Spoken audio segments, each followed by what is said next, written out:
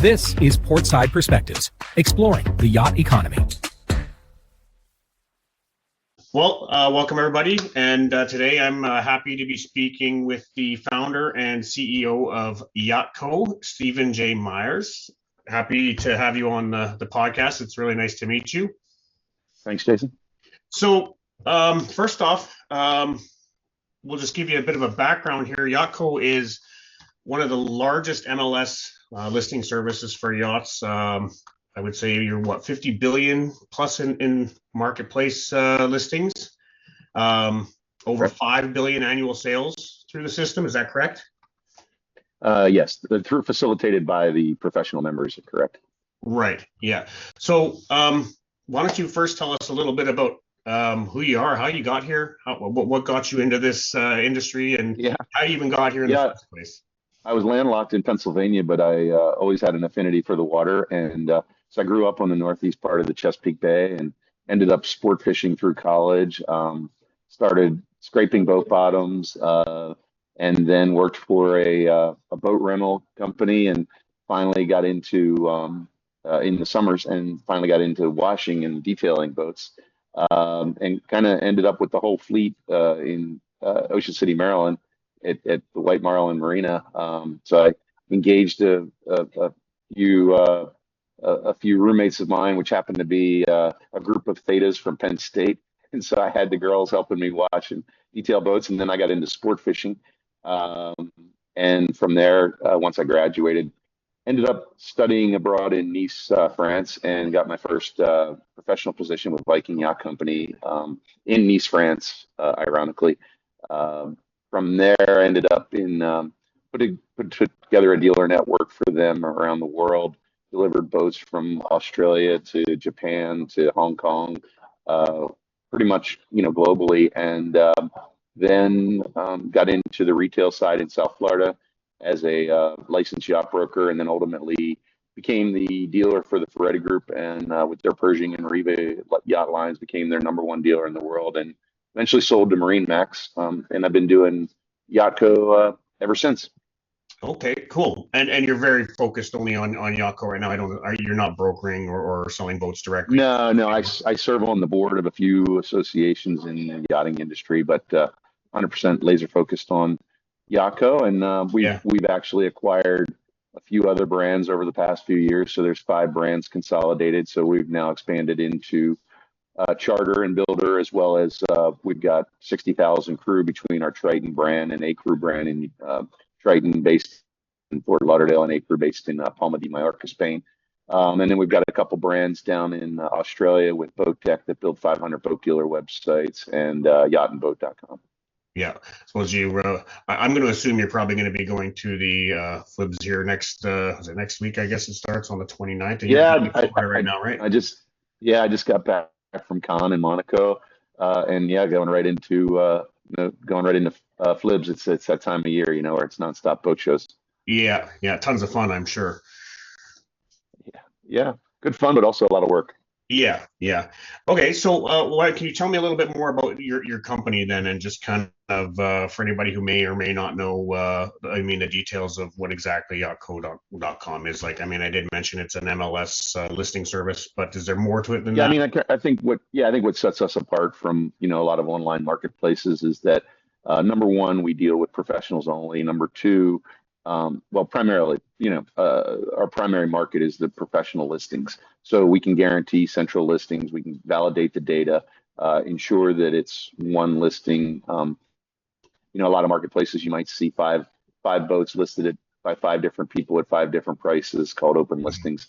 And I'm a strong believer that that really harms the industry in a lot of ways. Open listings artificially push down the value of vessels, so it's bad for sellers. It's bad for buyers because they get confused and they don't understand really what's on the market. It's bad for the builders because when there's these artificially priced boats on the market that aren't real, it gives a perception of devaluation, and it's bad for the professionals. So it's a losing game, and so we try to validate our data and provide a trusted platform.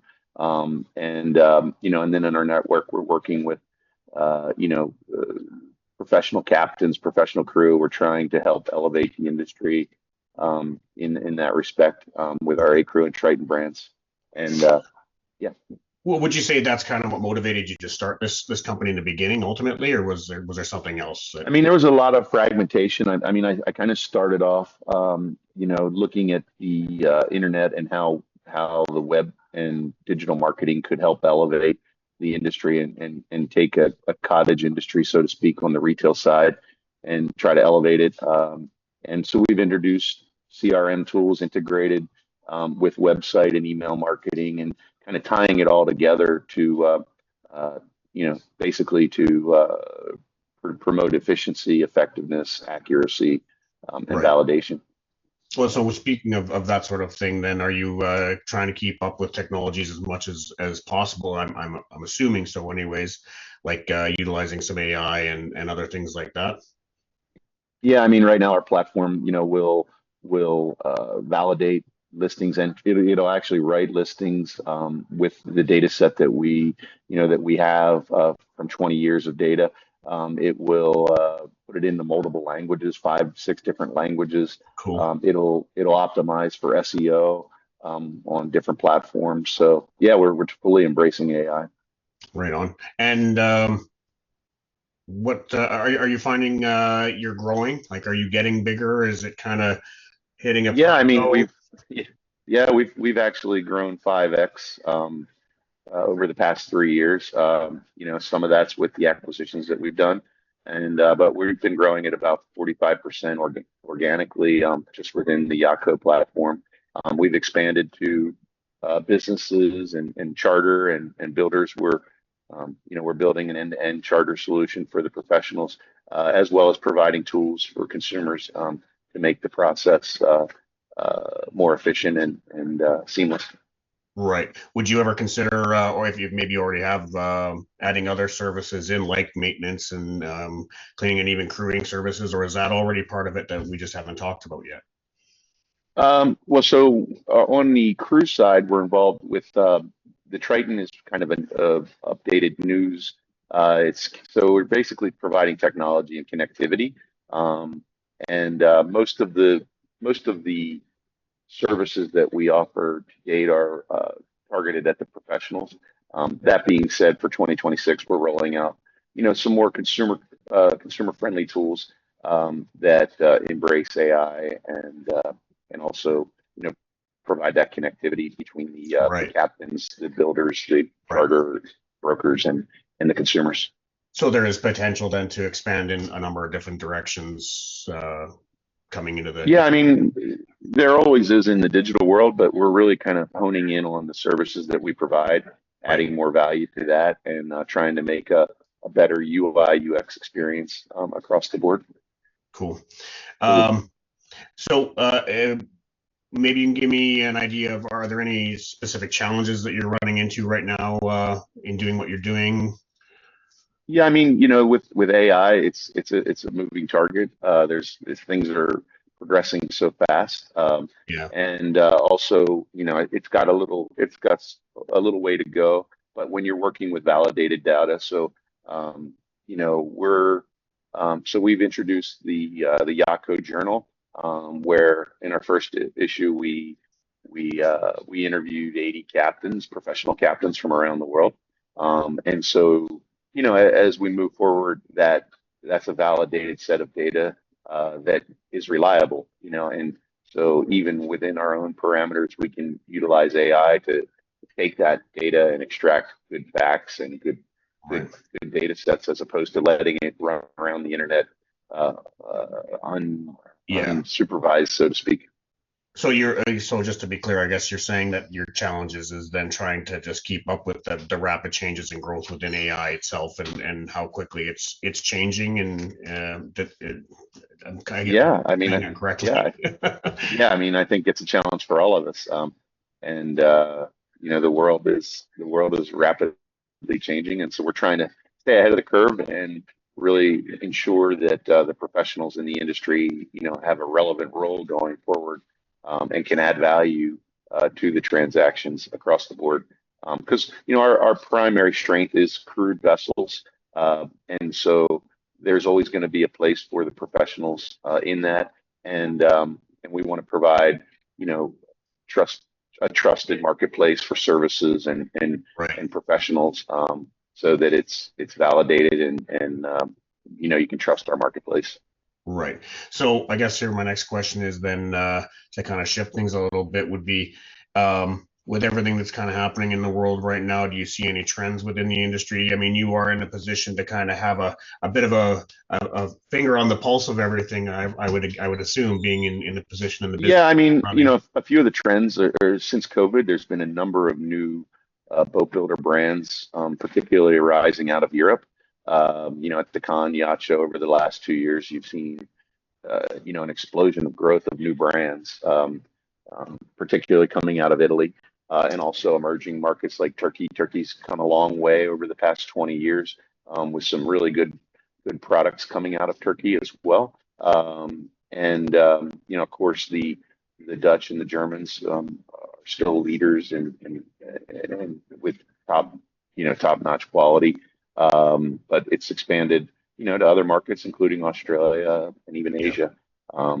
Unfortunately, the U.S. is still kind of lagging behind in the super yacht sector, but there are a few brands that are still going at it. But there's certainly uncertainty with tariffs and that it's affecting, you know, those markets. But so sectors that are so yeah, changes in the market. So we talked about the you know, the big boat sector is going strong. Charter is growing a lot. New brands are going. 1 2 1 2. Now I can hear you. I don't know. Yeah. Technical difficulties. All right. So You heard about Amazon. You heard about Amazon I yesterday, right? did. Yeah, I was actually kind of worried about that and all these. I have a lot of interviews booked this week, and it's kind of been, please, fingers crossed, not in the middle of it. But anyways, we'll get through it. It's not that big of a deal. Yeah. I get what you were saying there. As far as sales all around, though, would you say over the last few years, sales across the board have gone up, gone down? Like, are more people buying? So yeah, there was a massive surge right after COVID, obviously. I think the market is kind of leveled out now.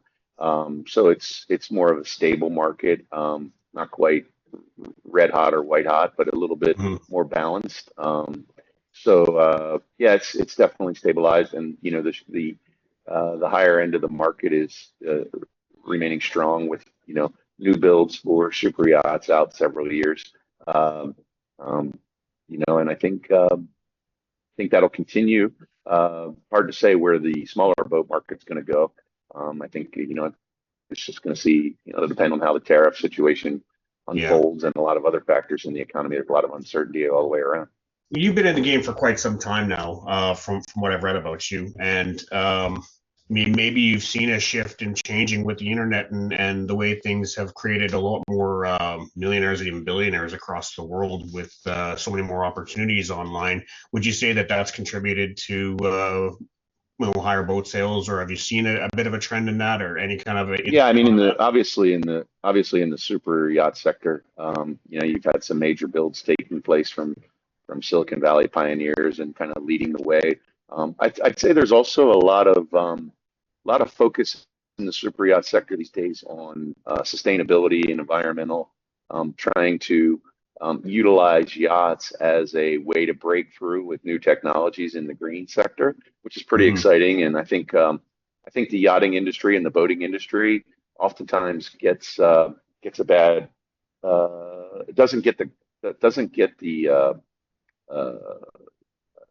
I guess I don't know what the right word is, but doesn't get the accolades it deserves in the sense of what it's doing for good, you know, for Yeah. for society and for even for the environment. Can you You expand know, on there's that a a little bit to like talk about well, what exactly you know about the shift in technologies to make things a little bit greener? well, I mean, you know, there's, you know, using green energy to, you know, really push the envelope. Fedship has done a number of projects uh, looking into that. That could be a good podcast for you, actually. You know, kind of diving into the emerging green sector and some of the technologies Yeah. that are happening there. Also, you know, you've got no, lots of different environmental groups that are, you know, cleaning up the oceans and yacht aid deliveries and you know, and then each one of these super yachts is employing thousands upon thousands of people. and there's an economy around each one. So I think, it's an interesting, look at the industry and all the positive impact that it does. I've worked, when I was young, right out of college, I worked for a number of NGOs, and from Habitat for Humanity to West Philadelphia Improvement Corps, USAID. And honestly, I see a lot of benefit, with every yacht that's sold, and positive Yeah. impact on the job and the economy, and even, like I said, with these green initiatives. So I Yeah. think we could all be proud of a lot of things our industry does. Yeah, and you kind of mentioned there'd be other podcasts in here. As I get deeper into this world and talking to people and setting up booking these podcasts, I'm realizing very, very quickly how much of economy surrounds the yacht world just all by itself. I mean, Correct. you Yeah. touched on it just right there. I mean, the number of jobs it creates from, Yeah.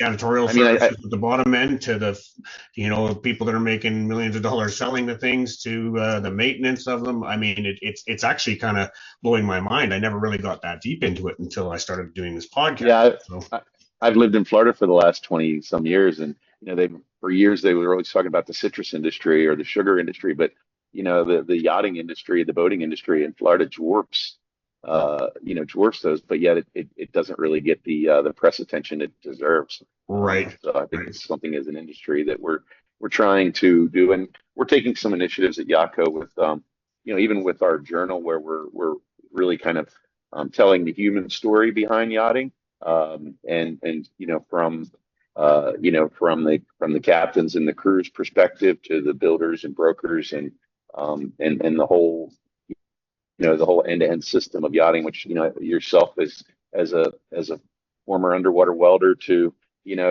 all the things that you've done, to the retail side, and the international markets like I've seen. There's a lot that goes on in this industry that a lot of people aren't aware of. So we're trying to bring that to light with our Yacht Journal. that's really cool. So I mean, while we're on it, is there so all that can be found just through yachtco.com if people are interested to go to read that journal? Yeah, yeah, absolutely. And we're even doing print editions, and we do boat show books, old school print, Yeah, because oftentimes you're to show, and yeah. the sun isn't going, or there's glitches with the cell tower or Wi-Fi. So sometimes a good old fashioned pocket size print editions work well 100%. too. So we try to cover all the bases. Right. Are there any other links or places you want to put out there to people for them to find out more about you? Any socials that you want to? Any like YouTube channels, Facebook, Instagram, anything that you want people to go to, or I just mean, all go yeah, through yachtco.com? we're out there, and yeah, if you Google, or open AI search, or whatever medium you're using, Yeah. you can find our paths. But we have a presence at all the major boat shows, and For certainly sure. we're You're always very easy to online. find, that's for sure. You were very easy to find. Like I We're said, you're trying. one of the biggest listing services out there, and it's actually been really nice talking to you, getting your insights in as someone in a unique position as you're in, and who's had an experience both as a broker and selling to creating this platform that you've created, and done a very, very good job of to grow it to what it is, and hopefully it continues to grow further.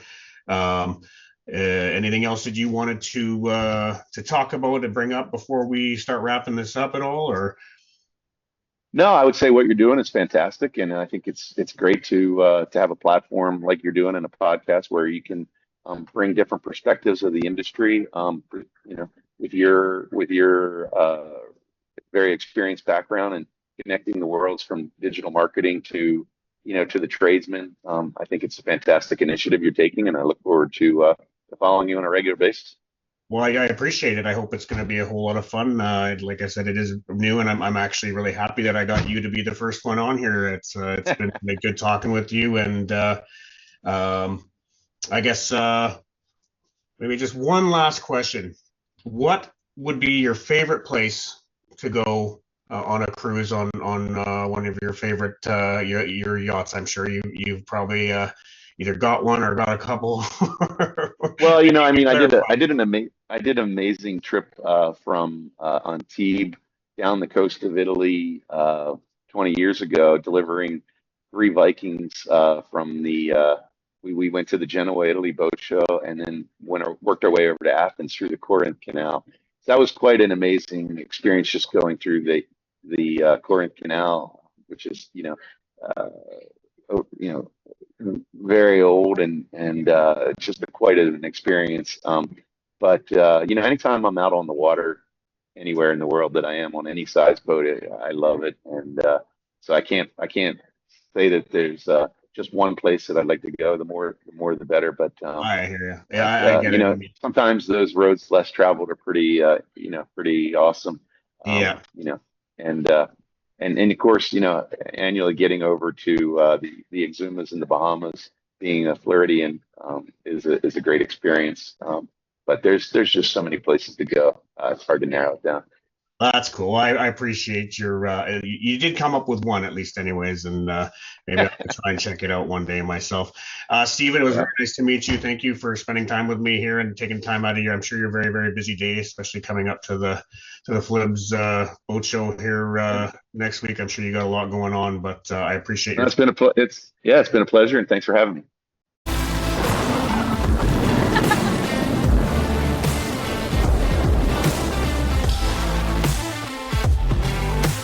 Thanks for sailing with us. This has been Portside Perspectives.